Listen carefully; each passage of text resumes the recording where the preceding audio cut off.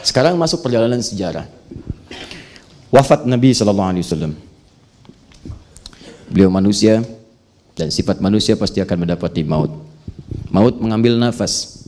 Quran surah 3 ayat 185. Kullu nafsin dha'iqatul maut. Jadi setiap yang berjiwa, nafasnya pasti akan diambil oleh maut sehingga tidak bernafas lagi.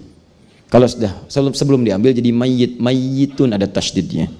Quran surah 39 ayat 30. Innaka mayyitun. Kalian pasti akan wafat. Diambil nafasnya. Oleh siapa? Oleh malakul maut. Quran surah 32 ayat 11. Ya, qul yatawaffakum malakul mautil ladzi wukkila bikum. Katakan kalian akan diwafatkan oleh malakul maut. Diambil kemudian jadilah mayit, wafat dia.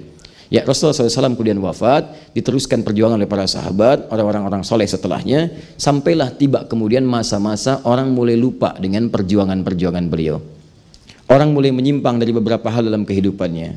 Dia jadi semakin meluas, sama persis. Zaman-zaman kita itu kalau sudah menyebar, luas ajaran dan sebagainya, semakin lupa dengan ajaran-ajaran pokoknya. Zaman Nabi Adam awalnya kuat.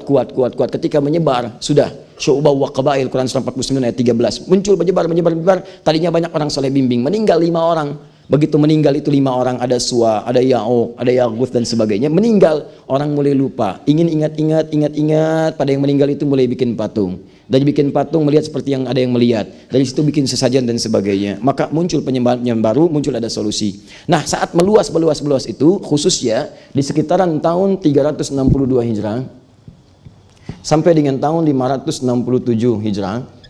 Ada yang menyebut tahunnya dari kisaran tahun 549 sampai dengan 630.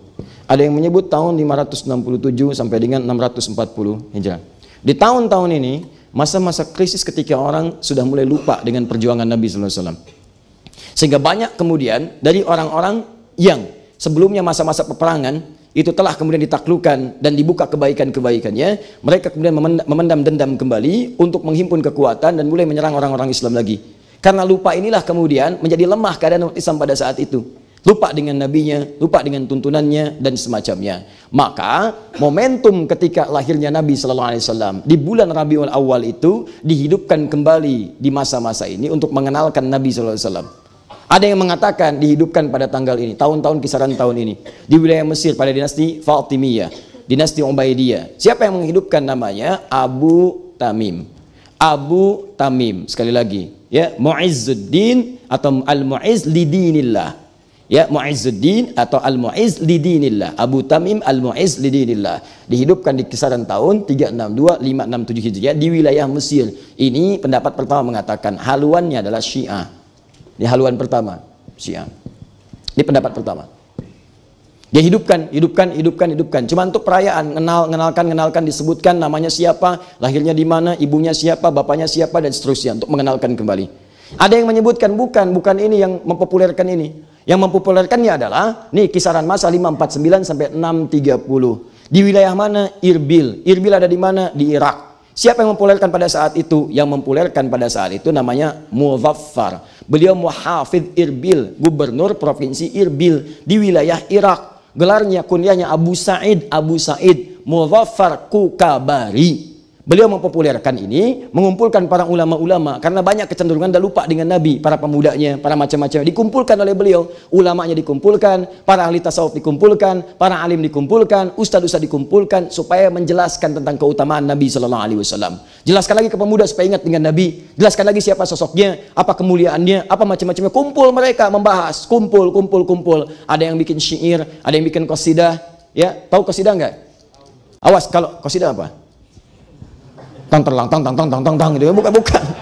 Qasidah itu bukan rebana. Qasidah itu asalnya adalah bait-bait syair yang sudah masuk kepada 7 bait. Di syair itu disebut syair. Kalau 1 bait disebut yatim. 1 bait aja. Kifanab kimin dzikra habibin wa manzili bisaktili wa bainad dakhuli fahaumali, disebut baitun yatim. Bait yang menyendiri cuma 1 bait. Itu baitnya Imrul Qais. Ya, dalam kasidahnya namanya Ummu Aufa. Ditulis oleh beliau Imrul Qais 150 tahun sebelum lahirnya Nabi SAW. Ya, kifa nabki min dzikra habibin wa manzili bisaktili wa bainad dakhuli fahaumali. Begitu sedang lewat di Bukit Haumal, lihat orang sedang bengong aja. Kenapa? Baru diputusin oleh kekasihnya. Kata beliau, hei yang sedang diputus oleh kekasih, ayo move on, bangun, jangan anda memikirkan orang itu aja. Emang perempuan cuma 1 di muka bumi? Masya Allah, catat. Wah, ya? Nah, cuman itu tidak disukai Imrul Qais setelah itu, jadi pangeran pujangga. Nah, kalau dituliskan lebih banyak sampai 7, itu disebut dengan qasidah namanya. Di bait-bait syair yang sudah sampai 7 bait disebut dengan qasidah. Imam Syafi'i bikin bait sampai 7, diteruskan.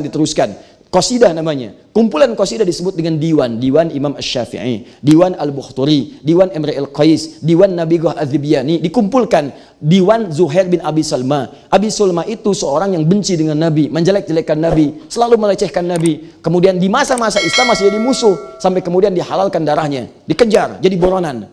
Maka beliau kemudian menyamar, Zuhair bin Abi Salma menyamar, ingin taubat. Bayangkan, ingin tobat, nyamar, datang ke hadapan Nabi. Ketika datang di hadapan Nabi SAW, dibuka, saya Zuhair. Umar langsung, ini dia, pisahkan kepala dari badannya. Wah, kata Nabi, tunggu, kamu datang ke sini kenapa? Ya Rasulullah, apakah engkau diutus dengan syariat membunuh atau memaafkan? Saya diutus untuk memaafkan, bukan membunuh. Bayangkan, jadi membunuh itu, maaf ya, dalam Islam itu tidak dibenarkan, bukan untuk menyakiti orang. Pembunuhan terjadi hanya karena untuk menegakkan kebenaran. Hukuman yang sesuai, awas, menjaga jiwa itu ada dalam bentuk hukuman, tapi menyakiti orang itu nggak boleh, bahkan dosa, bahkan bisa neraka jahanam. Quran surah 5 ayat ke-93 yang tadi malam saya bahas. Nah, pada saat itu saya diutus untuk memaafkan, maka beliau menuliskan puisi, syair, qasidah yang dikenal sampai dengan sekarang. Ya, apa qasidahnya? Indah sekali, memuji Nabi di situ, menyebutkan kemuliaannya, utusannya, itu qasidah. Nah, pada saat kumpulan-kumpulan ini banyak orang bikin syair Nabi, tentang Nabi, banyak bikin tulisan-tulisan. Di antara tulisan-tulisan yang kita kenal sampai dengan sekarang, ada yang disebut dengan Barzanji, ada yang disebut dengan Diba. Itu asalnya bukan bacaan-bacaan yang dilakukan, bukan. Itu asalnya adalah syair-syair yang menerangkan tentang kehidupan Nabi. Nabi siapa, lahirnya di mana, ibunya siapa, bapaknya siapa, yang memberikan asinya siapa, dan seterusnya sampai tumbuh dewasa. Macam itu kisah sebetulnya. Cuman karena ditulis dalam bentuk syair, syair itu punya irama. Dia punya 16 rumus, dikenal dengan bahar. Setiap bahar ada iramanya. Bahar tawil, iramanya tawilun lawudun al-buri fadailu, fa'ulun mafa'ilun, fa'ulun mafa'ilu. Ya, bahar rajas, mustaf'ilun, mustaf'ilun, mustaf'ilun, mustaf'ilun, mustaf'ilun, mustaf'ilun. Madid, mufa'alatun, mufa'alatun, fa'ilatun, mufa'alatun, mufa'alatun, fa'ilatun. Tala'al badru alaina min thaniyatil wada'i, wajaba syukru alaina mada'a lillahi da'i. Tuh, madid.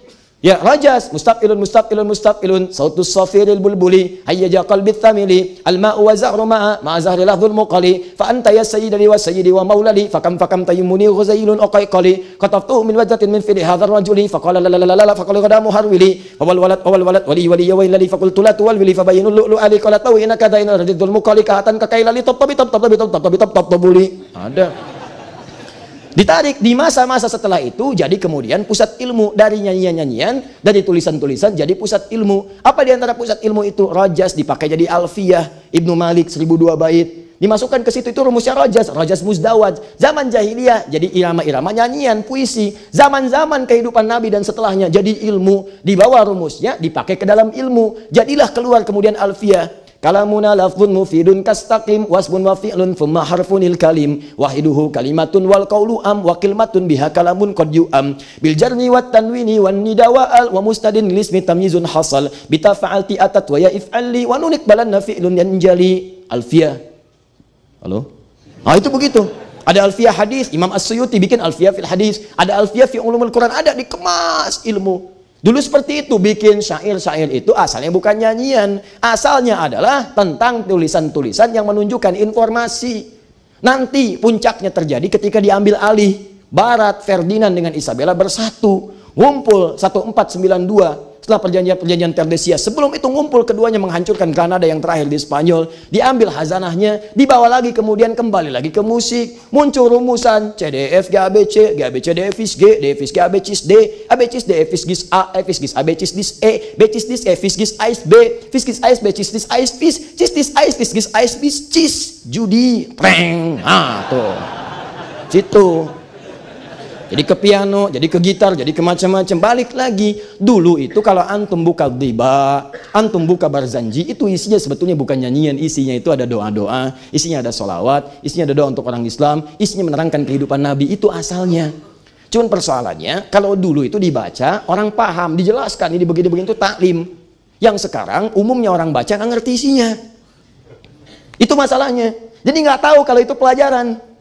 Nggak tahu kalau isinya ada doa menerangkan Nabi tentang macam-macam. Bangkit lagi yuk, dekati lagi Nabi, ini perjuangannya. Nabi lahir begini, ibunya begini, bapaknya begini. Ayo Anda ikuti perjuangan Nabi, ikuti para ibu seperti ini, para ayah seperti ini. Seperti itu asalnya.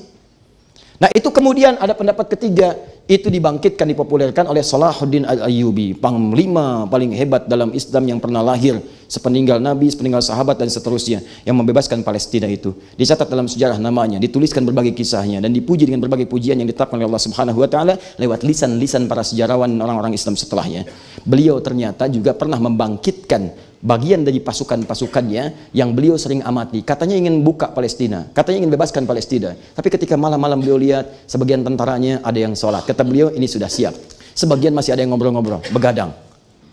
Hati-hati. Awas, begadang. Itu jangan begadang. Kalau tidak ada perlunya. Nah itu tidak ada perlunya pada begadang. Akhirnya apa yang terjadi? Kata beliau, ini belum siap.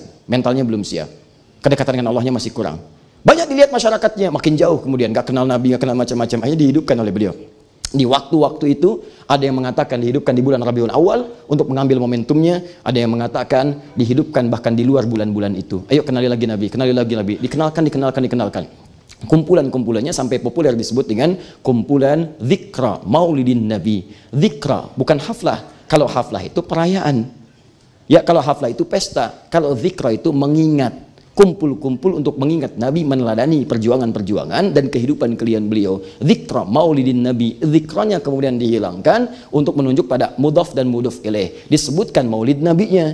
Ini rumus untuk mempercepat, yang penting bukan dzikranya. Yang penting itu kita kenal dengan nabinya. Sama dengan Masjidil Haram. Masjidil Haram, kalau antum ke Mekah, masjidnya dibuang, muncul kalimat haramnya. Di hotel-hotel tulisannya bukan Masjidil Haram tapi Al-Haram. Ya kemana? Ke haram. Silakan, Anda mau ke Mekah itu haram. Kemana Pak? Haram, saya nggak mau, saya maunya halal. Bukan itu. Jadi nggak ada hubungan halal dengan haram. Ini maksudnya masjid. Masjidil Haram. Masjid ini beda dengan masjid yang lain-lainnya. Zikranya dibuang, dimunculkan maulid nabinya atau maulud nabinya untuk mendekatkan pengenalan kepada nabinya. Bukan sekedar untuk